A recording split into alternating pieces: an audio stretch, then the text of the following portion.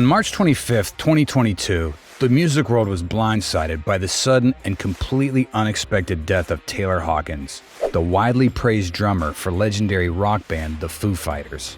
The announcement was first made through the Foo Fighters' social media channels. Soon, it made the rounds of every news site and every music publication. Tributes came in from millions of fans impacted by Taylor's music and peers who praised the drummer's energy, passion, and love for his fans and industry colleagues. But months after his death, the world is still wondering how such a vibrant, lively person could have had such a sudden death. How did this horrific tragedy come about? What events led to Taylor's death? And more importantly, what caused the drummer to unexpectedly leave us? Keep watching until the end as we explore Taylor Hawkins' last days leading up to his passing and what possibly caused the death of one of the world's greatest rock drummers. Taylor Hawkins was found dead in his hotel room while the Foo Fighters were on tour in Bogota, Colombia. It's been months since he died, and no official cause of death has been released yet, leading to some theories about what killed the beloved drummer. The Foo Fighters began as a one-man project in 1994, launched by Nirvana's drummer, Dave Grohl.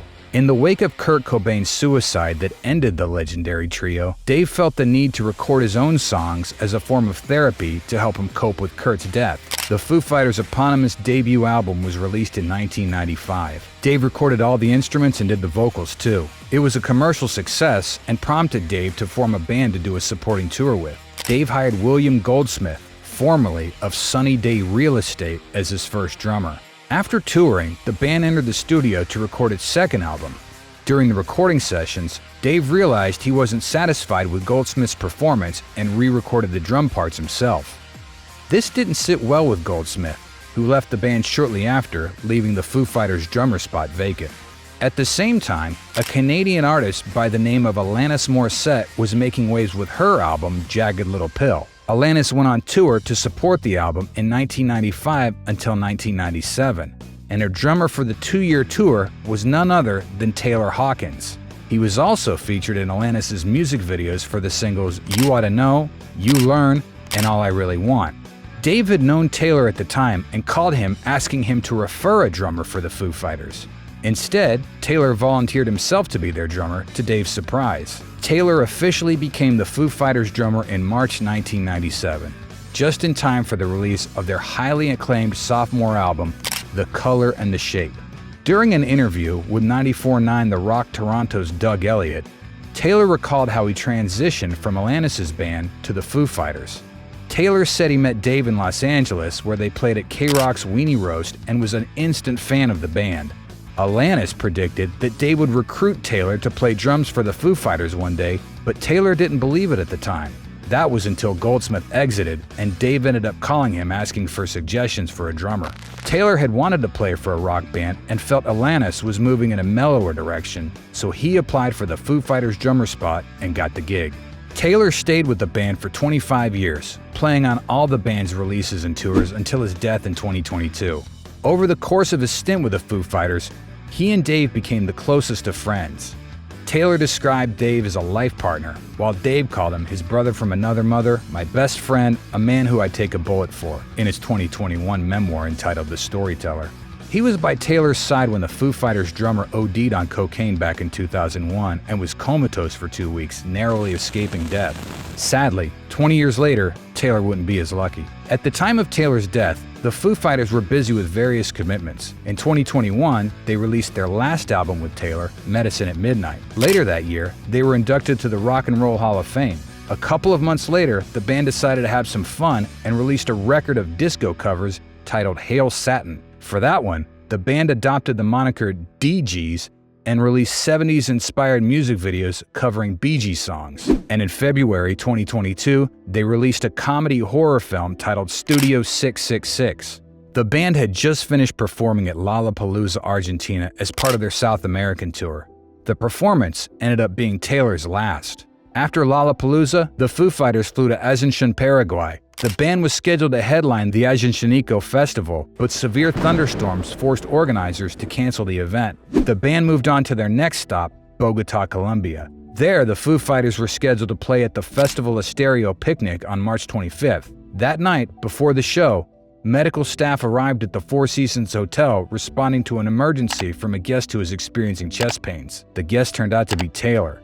Upon entering his room, paramedics found him unresponsive. They tried performing CPR, but to no avail. Taylor Hawkins was officially pronounced dead in his hotel room. He was 50 years old. Before the band's scheduled time slot at the festival, the crowd was informed that the band's performance was canceled. A few minutes later, they learned that the drummer had died. Festival organizers turned the stage into a candlelight vigil for Taylor. The band announced Taylor's death on their social media platform shortly after. The Foo Fighters family is devastated by the tragic and untimely loss of our beloved Taylor Hawkins. His musical spirit and infectious laughter will live on with all of us forever, said the band in their announcement. The tragic news sent shockwaves throughout the music world. An outpouring of grief followed, and countless reactions to the recently departed drummer filled social media that day, from fans to fellow musicians. In the days that followed, some of Taylor's colleagues would pay tribute to him during live performances, including Liam Gallagher of Oasis, Elton John, Miley Cyrus, and Chad Smith of the Chili Peppers. Queen's drummer Roger Taylor dedicated his ode to him, saying he was devastated by the news of his passing. The day after his death, Colombian authorities released Taylor's toxicology report, revealing that he had 10 substances in his body at the time of his death. Among these were benzos, opioids, marijuana, and antidepressants. Additionally, his heart weighed 600 grams, twice that of a normal one, leading to suggestions that he may have suffered cardiac arrest because of the numerous substances in his body. Authorities didn't release an official cause of death, but said they'll continue investigating. However, it's been months since Taylor's death, and until now, no official cause has been made public. Following Taylor's death, Rolling Stone conducted interviews with his peers to investigate what may have led to his death. Numerous sources suggested that Taylor felt he was ready to retire from the road, as traveling worldwide had begun taking a toll on him physically and mentally.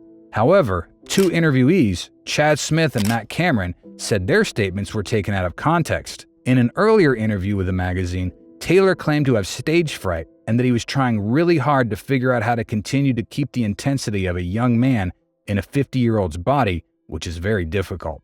On September 3rd, roughly 6 months after Taylor's death, the rest of the Foo Fighters held a tribute concert for him at Wembley. They were joined by numerous guest musicians, including Queen's Brian May and Roger Taylor, Geddy Lee and Alex Lifeson of Rush, fellow drummers Chad Smith, Lars Ulrich, Stuart Copeland, and Travis Barker, Led Zeppelin bassist John Paul Jones, and AC/DC's Brian Johnson, among many others. Taylor's son Oliver sat on the drums during the band's performance of My Hero, paying tribute to his father. A second tribute concert was held on September 27th at the Kia Forum in Los Angeles. The show brought back many guests from the Wembley show and new ones, including Jack Black, Miley Cyrus, Joan Jett, Geezer Butler of Black Sabbath, Phil Collen of Def Leppard, and one of Taylor's first musical collaborators, Alanis Morissette.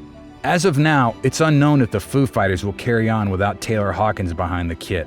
One thing is certain though, Taylor's death leaves a lasting pain on fans and colleagues, partly because of how sudden it was, but mainly because the world lost such a beautiful person and one of the best drummers to grace the earth.